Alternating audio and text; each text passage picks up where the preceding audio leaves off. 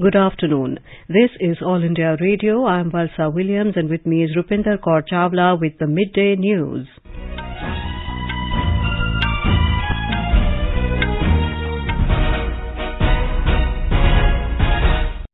The headlines.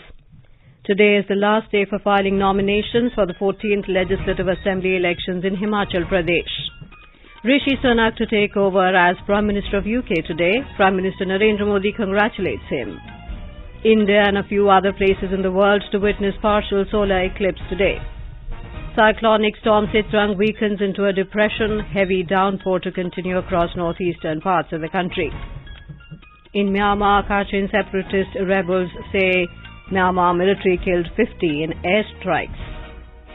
Australia to take on Sri Lanka in the ICC Men's T20 World Cup 2022 at Perth this afternoon. In the election-bound state of Himachal Pradesh, today is the last day for filing nominations for the 14th Assembly elections slated to be held on November the 12th. Our correspondent Sanjeev Sundrial joins us live from Shimla. Sanjeev, today is the last date for filing of nominations. What kind of enthusiasm are you witnessing among political parties as winter is already on in hilly and other parts of the state? Well, sir, despite the winter is gripping the state, the atmosphere is warm, and the reason for this is the intensification of electioneering by the various political parties. Major political party candidates are filing nominations with their supporters. Well, sir, several independent candidates are trying their luck in this assembly elections. So far, 255 candidates have filed nomination paper, and by today evening, the clear picture will come out that how many candidates have actually filed nominations. However, the picture of how many candidates will remain in the election fray will be clear on October 29, that is on the day of withdrawal, and the scrutiny of papers will be done on 27th. Right, Sanjeev. So it's a hilly state and there are many inaccessible remote areas. What preparations have been made by the Election Commission for such places? Well, sir, 7,831 polling booths have been set up by the election department in the state, out of which 378 are sensitive and 902 are very sensitive. Well, the election department has already sent the EVM and VVPAT machines to the snowbound areas of the state. And how is the campaigning progressing for the election in the state? Well, sir, after the filing of nominations, candidates of various political parties have started campaigning, and the central leadership is expected to hold the rallies after the withdrawal of nomination papers. Thereafter, the electioneering will gain momentum. When the present BJP government is raising the development carried out during their tenure, the Congress has made the issues of OPS and unemployment in the state. On the other hand, the Aam Aadmi Party has put forward many issues, including free electricity, water, education, to woo the voters. Well, sir. Right, thank you, Sanjeev, so much for those details. Rishi Sunak will become the UK's next Prime Minister today after meeting King Charles at Buckingham Palace in the morning.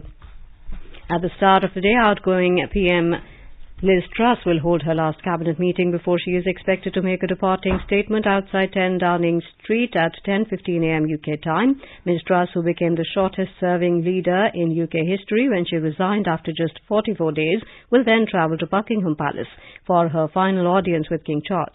Mr. Sunak has vowed to bring stability and unity at a time of economic crisis after he was named the Conservative Party's new leader. We have a profile of the new British Prime Minister. Born in Southampton on the 12th of May 1980 to parents of Indian descent who migrated to Britain from East Africa in the 1960s, Rishi Sunak has served as the Chancellor of the Exchequer from 2020 to 2022. He previously served as Chief Secretary to the Treasury from 2019 to 2020.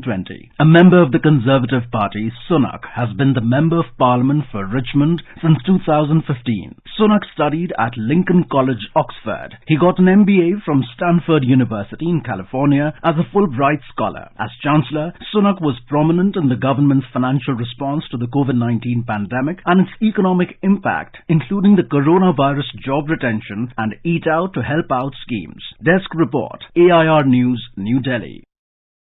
Prime Minister Narendra Modi congratulated Rishi Sunak on being appointed as new Prime Minister of the UK. In a tweet, Mr. Modi said he looks forward to working closely together on global issues and implementing Roadmap 2030. He also extended special Diwali wishes to the living bridge of UK Indians as India and UK transform historic ties into a modern partnership.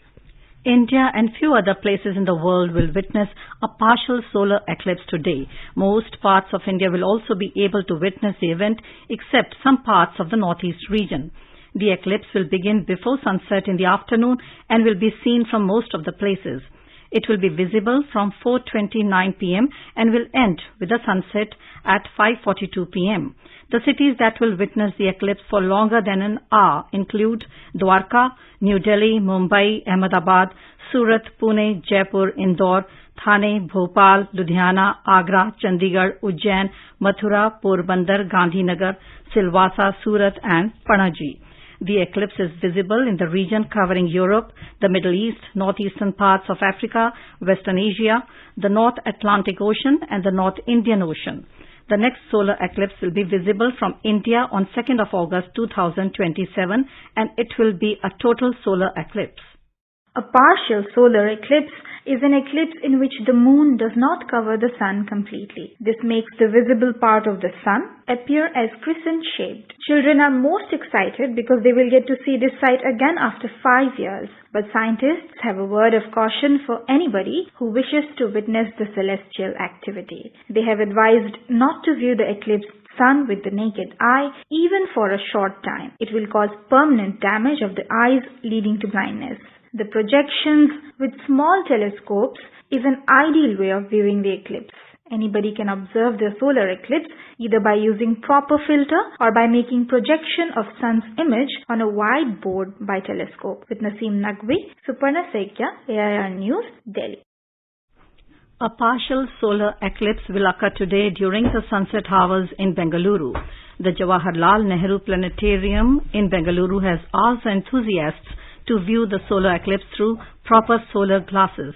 In Bengaluru, a partial solar eclipse will begin at 5:12 p.m. and will attain the maximum at 5:45 p.m. and then the eclipse will end at 5:55 p.m. just before the sunset. Prime Minister Narendra Modi has said that India has always considered war as the last resort and always believed in peace.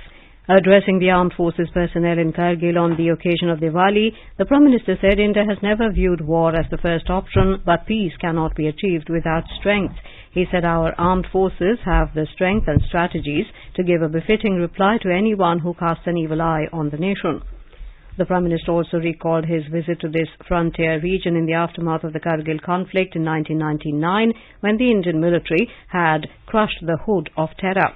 Mr. Modi said there has not been a single war with Pakistan when Kargil has not flown the victory flag.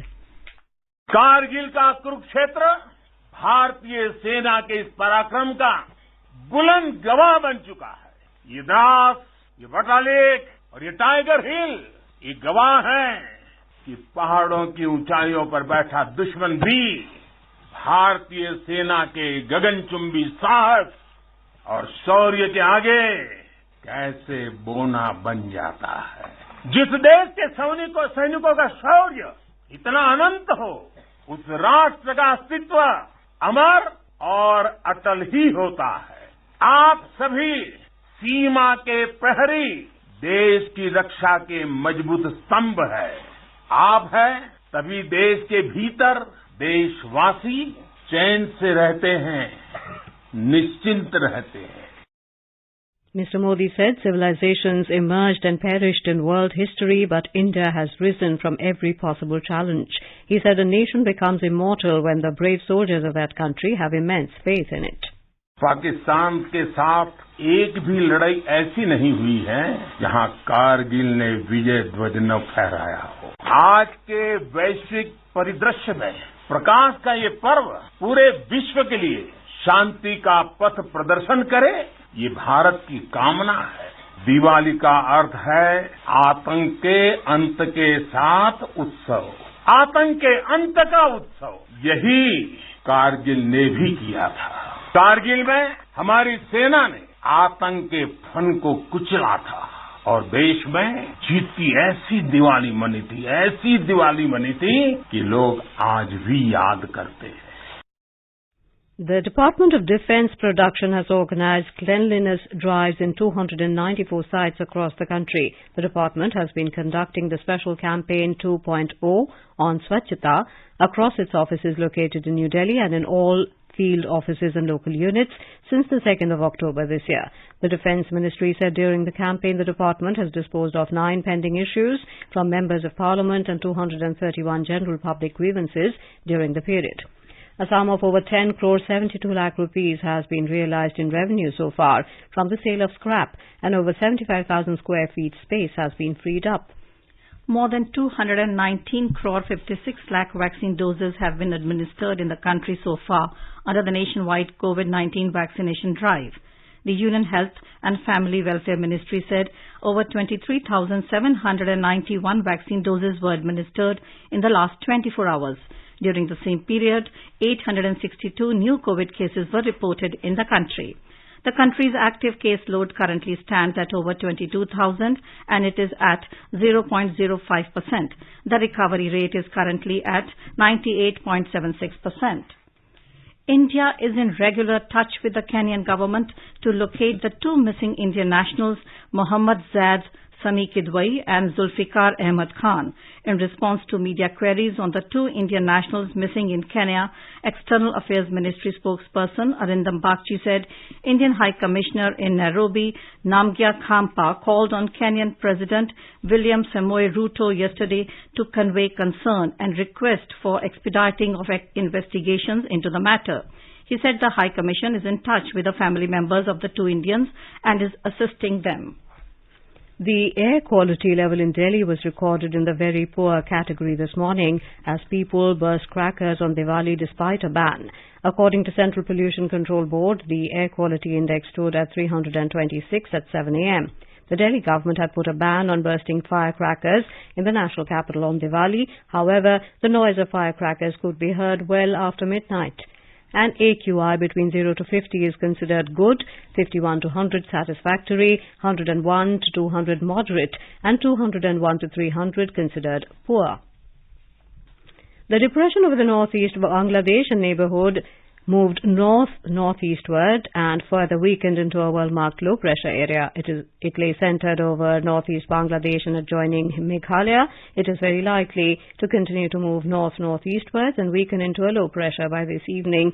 Talking to AIR News, senior scientist at the IMD, R.K. Jenamani, said the heavy rainfall activity is likely over Arunachal Pradesh, northeast Assam, Meghalaya and Nagaland.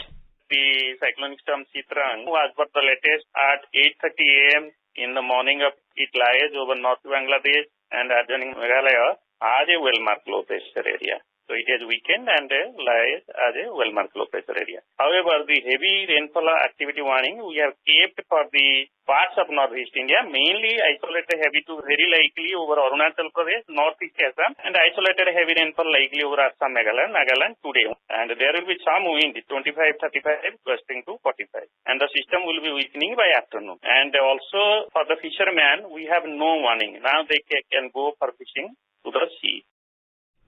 You are listening to the Midday News on All India Radio. A reminder of the headlines before we move on. Today is the last day for filing nominations for the 14th Legislative Assembly elections in Himachal Pradesh. Rishi Sunak to take over as Prime Minister of UK today. Prime Minister Narendra Modi congratulates him. India and few other places in the world to witness partial solar eclipse today.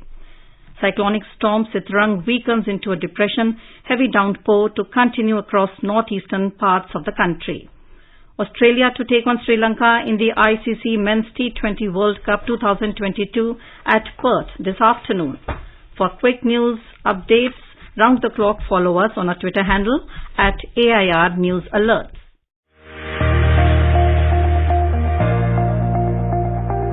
अभ्यास एक ऐसा कार्यक्रम जो प्रतियोगी परीक्षाओं की तैयारी कर रहे विद्यार्थियों के लिए है।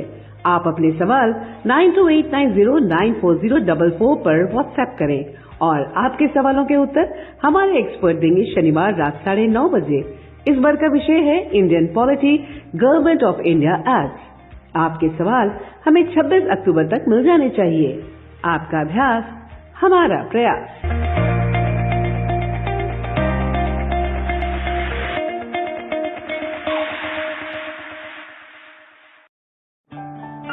उपभोक्ताओं तक पहुंचने का सुलभ और सस्ता माध्यम है आकाशवाणी। आकाशवाणी के विभिन्न केंद्रों से कीजिए अपने उत्पादों और सेवाओं का प्रचार विज्ञापनों के माध्यम से।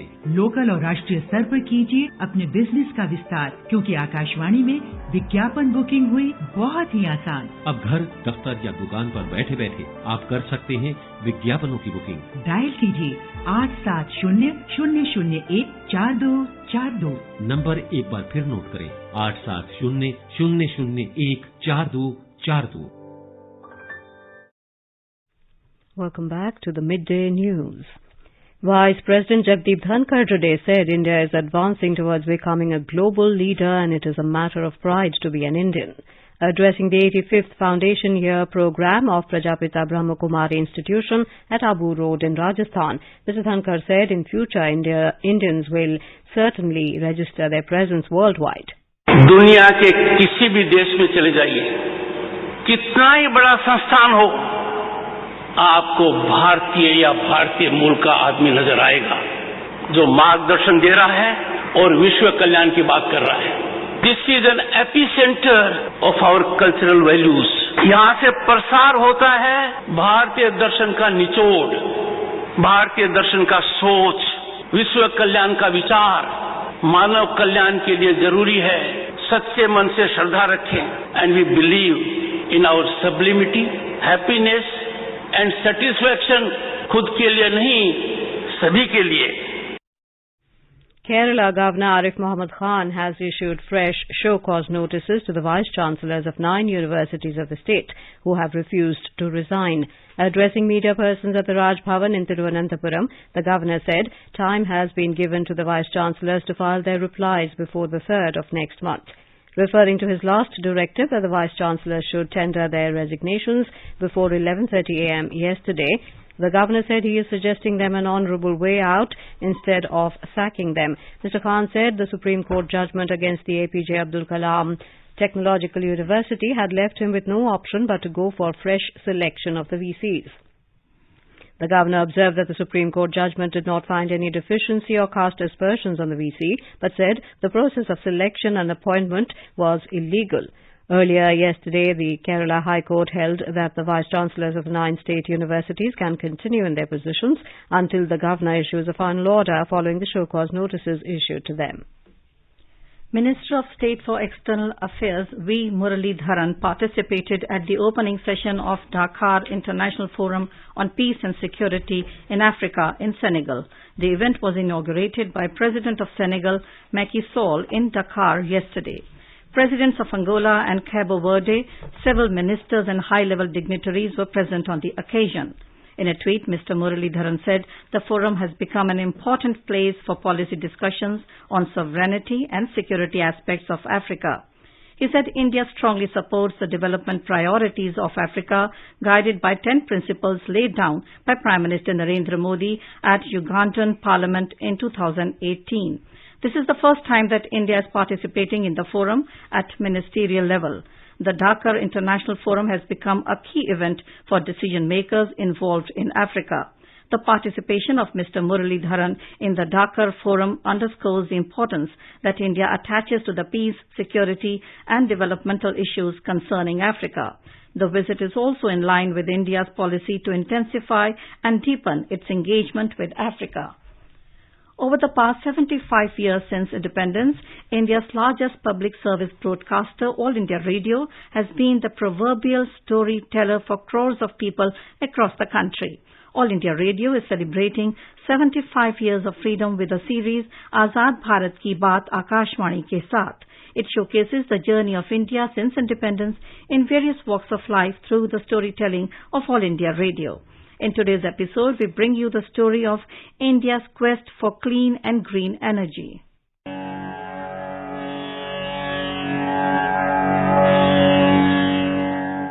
Government of India has taken several steps to promote clean and green energy in the country. In this direction, the government is implementing schemes like Pradhan Mantri Kisan Urja Suraksha Evam Utthan Maha Abhiyan, PM Kusum, solar rooftop phase 2 and setting up of renewable energy parks.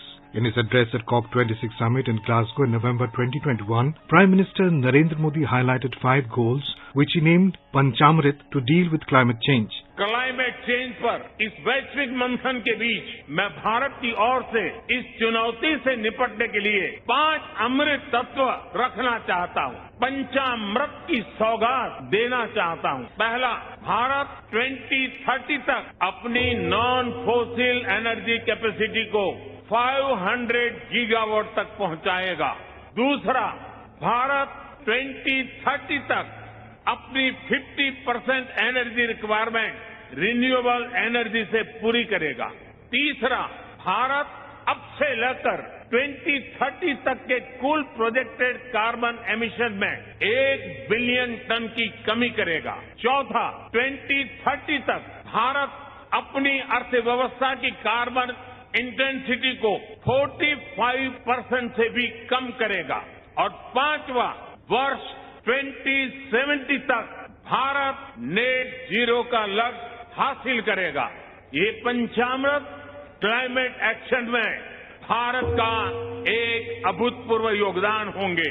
To the last 8 years, India has witnessed the fastest rate of growth in renewable energy capacity addition among all large economies, with renewable energy capacity growing 1.97 times and solar energy expanding over 18 times.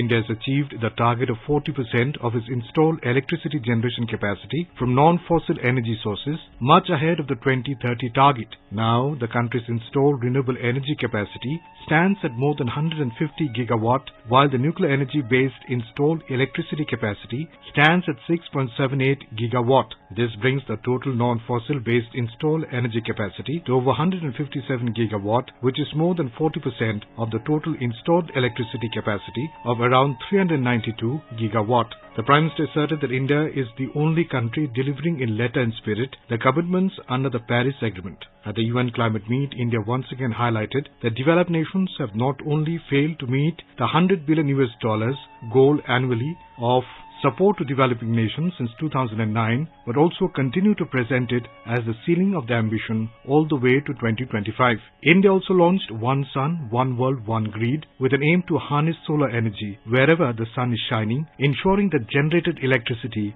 flows to areas that need it most. Bharat ने दिखाया है कि पर्यावरण के साथ संतुलन रखते हुए भी तेज विकास संभव है।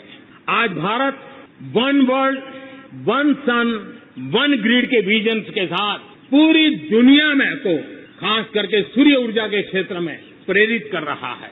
रिन्यूएबल एनर्जी के उत्पादन के मामले में आज भारत दुनिया के 5 टॉप देशों में अपनी जगह बना चुका है।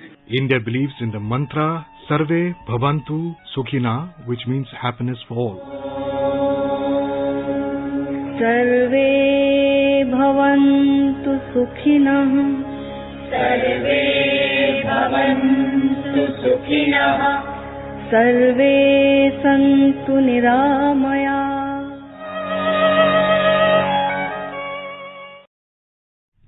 आजाद भारत की बात आकाशवाणी के साथ can be accessed on @AIR News Alerts on Twitter, News on AIR official YouTube channel, News on AIR app, Facebook and Instagram handles.